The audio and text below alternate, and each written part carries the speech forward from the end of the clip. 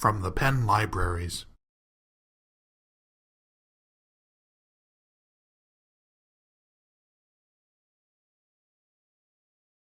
Okay, last semester I was on research leave with a lot of unstructured time, so I started to tweet quotations from the medieval author I was researching, which is a translator named John Trevisa, totally unknown.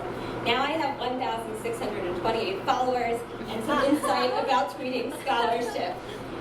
One obvious benefit of tweeting your scholarship is self-promotion, so getting the word out there about your research and taking ownership of it. So John Shu from GW says, does anyone know anything about alphabetical indexes? Kathleen Kennedy says, look at peers at Penn, that's me. And I say, yes, one of the chapters of my book is on the history of alphabetical indexes.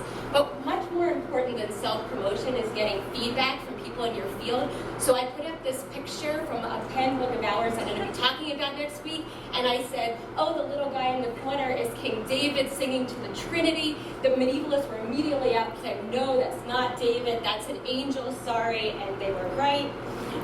But even better than contacting your crowd of medievalists is expanding the community of experts that you have access to. So I put up a quote about lambs, and suddenly the whole sheep crowd of the universe weighed in, including a large-scale sheep farmer in Somerset who has 64,000 followers, and someone who runs a sustainable protein company in Singapore with 50,000 Twitter followers.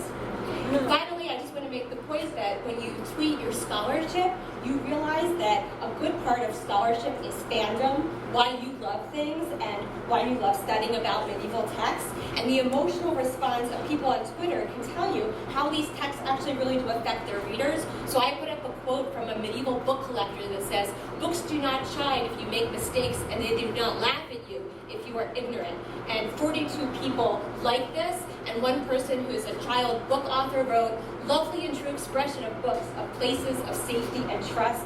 I could see how much medieval and modern bibliophiles have in common. Thank you.